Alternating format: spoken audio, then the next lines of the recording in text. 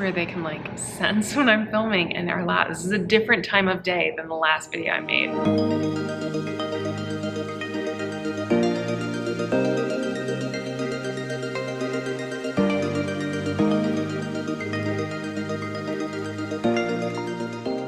Today I'm going to talk a little bit about my experience with wholesale and what that means as someone who makes products handmade, small batch. How do you get into wholesale and what does it look like? Probably the first place to start is deciding whether you are ready or not to offer wholesale options as a maker yourself. I think there's a few different ways to go about making this decision. Maybe you've decided from the beginning that you want wholesale to be a part of your business model. Well, that's great because you can sort of factor all of these things in from the beginning, because there's a lot that goes into deciding what your wholesale offerings look like. But if you're not someone who's deciding from the beginning that you want to do wholesale and you've been making and selling direct to customer for a little while and you want to start doing wholesale but you're not sure if you're ready, there's a couple of things I think to keep in mind. One is just how can you scale up your production. The whole point of wholesale is that they get a discounted price because they're ordering large quantities from you. And if it takes you the same amount of time to make a large batch of something as it did when you started and you were just selling individually for a higher price point, you're just going to feel burnt out because you do the same amount of work and it takes the same amount of time, but you don't make the same amount of money.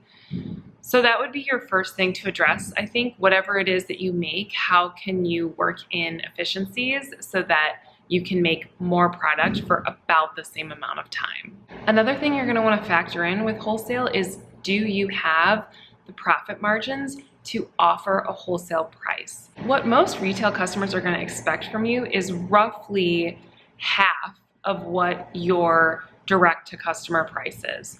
So if you sell a bar of soap like I do, we'll just use myself as an example. I sell a bar of soap to a customer for $9. That's the price of my bars of soap. So a retail customer is going to expect to pay around $4.50 per bar of soap. Now, when you're a really small business, maybe you can't quite cut it in half, but if you're someone who only gave yourself a little bit of wiggle room with profit margin because you were self-conscious about the price, or maybe you're in a market where it's really hard to charge more, you might not have the ability to offer a wholesale price because it just makes your profit margin almost nothing. So that's something to be really clear on, because if you don't have the margins to support wholesale offerings, it's absolutely not worth it and could put you in a really bad place. So that's one thing to figure out right away. If you've now done a little bit of planning and research and you've decided that you can offer wholesale offerings because you have the production capacity, because you have the profit margin to allow for it, the next thing you need to do is create a wholesale catalog or line sheet. Catalog might sound a little intimidating. I will just be clear that like mine is very simple and straightforward. I think it's like 6 pages maybe, only because of the different kinds of products I offer. But what it is just like a very polished looking document that shows a potential retail buyer what products you offer, what they look like, and what the pricing is for each of the individual items on a wholesale basis. You want to make sure that you have all of those details in your wholesale line sheet or catalog so that your buyers have very clear information about their options for purchasing from you. You'll also want to discuss lead times in your wholesale line sheet or catalog, whatever information you're sending, because that's very important for retail buyers. They have to plan ahead to when they're going to put out seasonal items or whatever sort of schedule they are on for their shop. They're going to want to know how far in advance do I need to place an order for, especially for like seasonal items. So for me, I have different lead times for every product. Soap is my longest lead time because it takes the longest to cure. Then my candles take a couple of weeks to cure. So I need orders a certain amount of time in advance in order to guarantee a delivery date. If I have things available, I will offer them sooner, but I want my buyers to know that at the most, it will take this long to get this product to you, just for their knowledge. I made my wholesale catalog in Canva. It was pretty easy. I mean, like, I'm a little bit of a perfectionist at that stuff, so it probably took me longer than it had to, but if you're interested in me making a video laying that out more specifically, just let me know in the comments and I can talk through exactly what my wholesale catalog is like. Another important note about your line sheet or catalog is just making sure that you can create a PDF document out of it. You don't want to send someone like a Word document, or any of that sort of stuff is just going to look a little more amateur. And if you want to look as professional as possible, just make sure it's in a PDF document that you can email them or print out if you're meeting them in person, but generally you're emailing these things. Once you've prepared everything you can on the back end to make sure you're ready to offer wholesale products, I think the most intimidating question is, how do you find someone to buy your wholesale offerings? There's certainly a few different ways to go about this. Some of them I think can happen pretty organically, and then other ones you have to have a real strategy for how you're going to do it. There are marketplaces for wholesale. There's Fair is the most common one I know of, but there are a few other ones. I can't remember the names. I'll try and list them in the description of this video if I can find more. But essentially it's kind of like Etsy, but just for wholesale products. I have listed products on there and I haven't had any sales from it. I think it takes a lot of focus, and I personally don't have time to dedicate to that right now because it's just not going to be as successful for me. But you might be really into their algorithm and all the different ways you can customize your page and reach out to people. And if so, go for it. I'm not an expert on it by any means. Another thing that might happen is, as you're doing in-person events, if you're someone who sells at markets, like farmers markets or craft markets, you might meet people with stores at those events. It's possible that they are coming specifically to check out makers in the area and might introduce themselves that way. That's never been the first point of contact for me with a retail buyer. There has been an instance where I've discussed some things through social media DMs, and then they came to one of my events that I was working in order to smell things in person. So I've definitely connected with people that way, but it hasn't been my first point of contact, although I know that that can happen. I have had buyers reach out to me through Instagram. Sometimes they've found me because friends of mine has shared and they maybe are connected to my friends in some way, or I'm using a hashtag that they follow. Specifically using local hashtags for me, I use like made in Milwaukee, made in Wisconsin. So I know that some stores who like to focus on locally made products follow those hashtags, might have found me that way. That's definitely another area where I think you want to just put as much effort as you can into it, because it's such an easy point of entry for starting a conversation with a store owner. And then the last way that I've found retail buyers that takes the most amount of effort, but I think has also been the most successful, is me initiating that contact. So in some instances, that means me going into a store as my first initial contact, bringing some samples of my product, and either leaving like small samples with the store owner, or bringing full-size products, letting them smell them while I'm there, and then taking them back home with me. I can't really afford to just like shell out full-size products to people if I don't know that they're going to be a future customer, but I have left like soap samples with store owners. Going into a store without previously talking to the store owner is a little bit tricky because you don't know for sure they're gonna be there. You might show up to a store and it's an employee who doesn't have the authority to make any decisions about products. You could still drop off a bag of samples, like small products, and say, would you give this to the owner the next time they're in? That's an option. But the times when I've gone into a store, it's because I know that it's a small enough boutique that the owner is likely to be there during store hours. And that has pretty much always worked. But I've also started my conversation with stores just through email. I think it's really important to do the research ahead of time on what kind of products a store offers, what their vibe is, do they actually fit with what you'd be offering? Because that time spent up front will save you a lot of time in unanswered emails down the road. Because if you're just sending an email to like every local store in your area or in your state, whatever it is, wherever you're starting, you're going to get a lot of unanswered emails because you're not going to be the right fit for all of those stores. So it does take a little bit more time on the front end to find out what kind of products does this store carry. Do they already carry my competitors' products, or do they have an opening for something like mine? All of that kind of stuff. You can even go into a store and just shop around, even if you haven't reached out to them yet. Like, they're not going to know that you're the person who makes whatever you make, most likely. So I've definitely walked into a store to just like make sure, like, yeah, okay, this fits with my brand. I think I'd be a good fit here. That sort of stuff.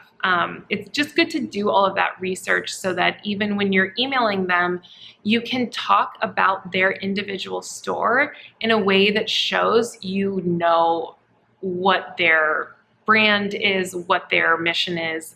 It shows that you're not just like cold emailing everyone in the area, all of their competitors too. So I think it's important for sure to do that research. And then I have sent emails that are very basic text, just sort of, you know, hi, whoever their name is. Usually you can find an owner's name either on social media or on their website if it is a small enough store. I then just sort of introduce myself. I am a local soap and candle maker here in Milwaukee. I've attached my wholesale catalog because I think that my products would be a great fit for your store because of XYZ reasons. Please let me know if you'd like me to come by to bring samples for you to smell in person or whatever. Definitely offer to bring them product to see in person if you haven't had an in-person contact yet. So that's an important part of the email. And then just attach the wholesale catalog and send it off. Shop owners are very busy, so I have had people where I sent an email and I thought for sure they're not interested, and then it was just a matter of like, they're very busy, they took a while to get back to me, but they have then made a purchase of my products. So I think it doesn't hurt to give them a little bit of time to respond, and if you haven't heard in a week or two, maybe send a follow-up email just touching base, because I think that especially small local stores, they will get back to you either way most of the time, because they know as a business owner, your time is valuable. They don't want you they want to have a good impression of their store, even if they're not carrying your product. So it's been my experience that everyone that I've talked to has been really great. And then a lot of times, because I have honed in on stores that I know would be a good fit for my product, I've had a lot of success. I have also absolutely had people who didn't respond or said, you know, it's not the right fit for now, or like, we're only interested in one thing, which can be tough. But most of my experience has been really positive, and I really like meeting people who own these stores, because the reality is the kind of person who opens up their own boutique, I think like you're gonna meet someone who is really passionate about good products. So if you're someone who makes them, these are people who feel really good about finding new makers and business owners to work with, about offering great products to the community, which is also something you care about. You're immediately going to have a few things in common with these people who have opened stores, because you have a lot of the same passions and interests. So it's been a great experience so far. If you are successful enough to get someone who's like, yep, I want to place an order, here are the products that I want, you also might want to include a minimum order amount in terms of dollars that they have to place. You could put that in your wholesale catalog. There's no like hard and fast rule on what that amount should be. It's something that you can like kind of figure out on your own, just imagining, okay, like, because I'm making less money per product, what's an amount that I'd want to receive as an order where I would feel motivated enough that it's like, okay, yeah, I'm gonna get to work on this. Because if it's too little of an amount, but you still have to make as much product as you would to make twice as much, I think it's gonna be hard to stay motivated. So you don't want it to be too high, especially if you're reaching out to like small local boutiques, because obviously they have budgets they have to work within. So that balance between what feels like a good amount for me that I'd feel very excited about getting this order and what feels like a realistic amount to ask for from a small business owner who owns a shop. And then for me, I send an invoice through Square. I'm pretty sure it's free to have an account. Like they charge like credit card fees if the person pays with credit card, but for something like this, it's worth it for me personally. Obviously, they can send you a check too. However they do business, however you want to do business, you can ask for a physical check, or some people use Venmo.